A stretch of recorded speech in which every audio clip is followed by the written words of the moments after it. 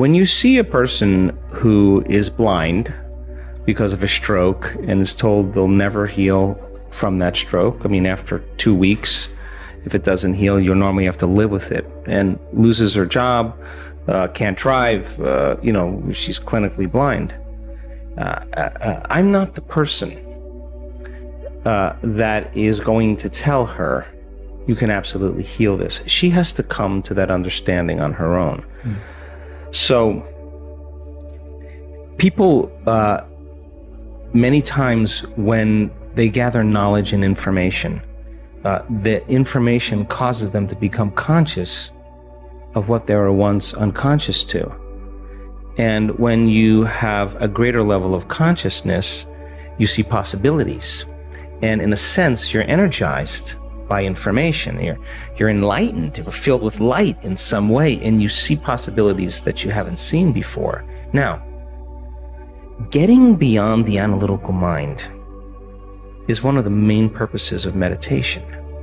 And I can tell you that the analytical mind is always going to talk us out of possibility because it is fascinated on trying to predict what's going to happen next.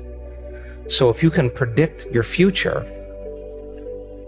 then you're laying a known on an unknown. And this is a habit we have because the brain is an anticipation machine. So there's many different obstacles and resistances that come with a persistent disbelief that has been programmed over and over again. I mean, I don't watch television, but I've watched it because of what's happening in the world. And I am so insulted by television commercials. I can't believe people would sit there and allow that information to program them, some drug to make them feel a certain way, some look, some whatever. You don't think that has profound effects on programming a person into limitation? When I wrote the book, You Are the Placebo, I was so angry at myself for 2 weeks. I was so frustrated with myself because I bought the program. People believe they need a flu shot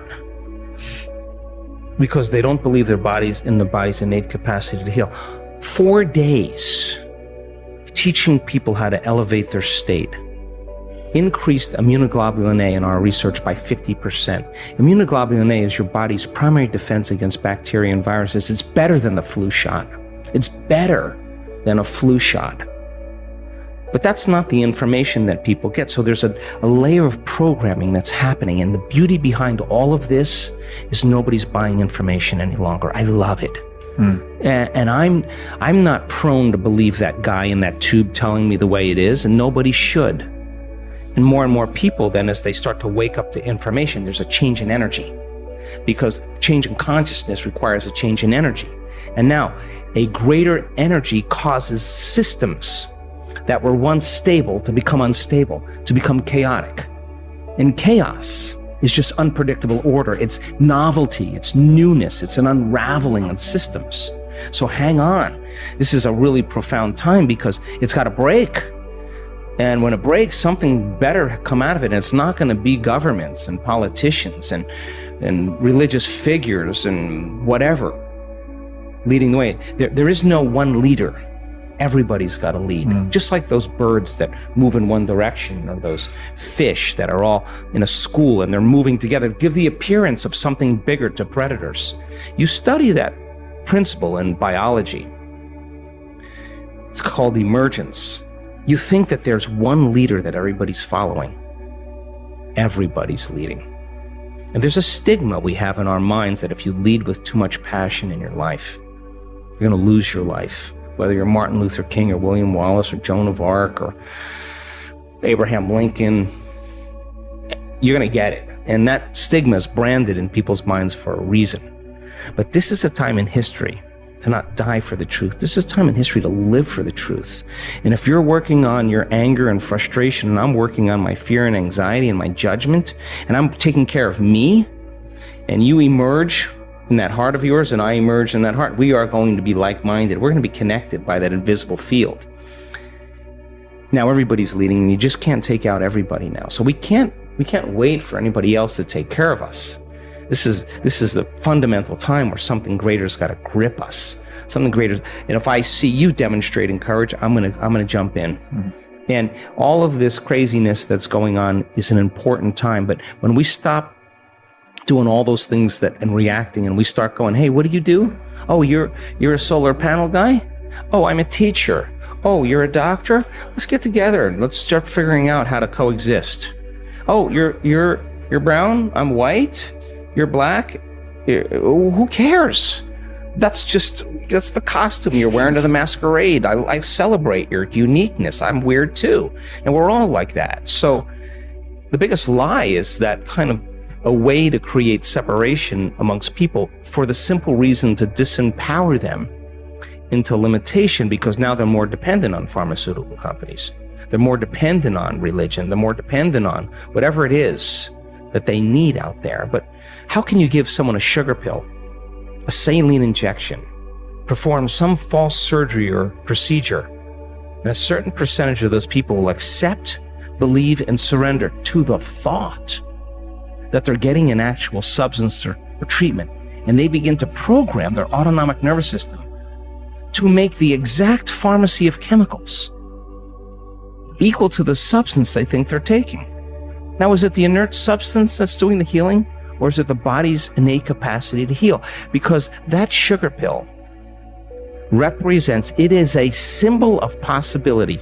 And you hand that person that pill, and they begin to select a new potential in the quantum field called, this could actually work. And if the doctor's enthusiastic, it'll work better. And if you name it something they can't pronounce, it'll work even better. And if you charge a lot more money for it, it'll work even better. And you make it sound like something that it can do for you, it'll work even better. Viagra, Niagara, that's a lot of flow. It's subconscious cues. So then, in the studies on depression, in the studies on pain relief, those people were making their own pharmacy of antidepressants, their own pharmacy of morphine. They were checking the receptor sites on the outside of the cells, and their body was making morphine. So then, do you need the sugar pill? Do you need the saline injection? Do you need to perform some false surgery or procedure? Because all they're doing is marrying a clear intention with the elevated emotion of optimism, of possibility, of inspiration. They're changing their state of being. All right, so the depression studies took 8 weeks, giving the person the pill every day. Most of them thought they were getting the actual substance because they felt so much better. The brain scans showed that they were better. They were getting the placebo. They went back to the researchers and said, I'm sorry, you must have given me the real medication. No, we gave you the placebo. That's how much better they felt. It wasn't one day. They didn't take it once and say, I'm better. It took it for 6 weeks. So then people are so entitled to thinking that the moment they press on their cell phone, they get answers and information. It's not how it works. This is a practice. Every day, changing your state of being, doing it for 8 weeks without a sugar pill, just marrying a clear intention and elevated emotion, changing your state of being without any exogenous substance. Sooner or later, you start feeling good. You practice feeling good every day for 8 weeks, you're going to start feeling good. It's just going to be the side effect. It just makes sense.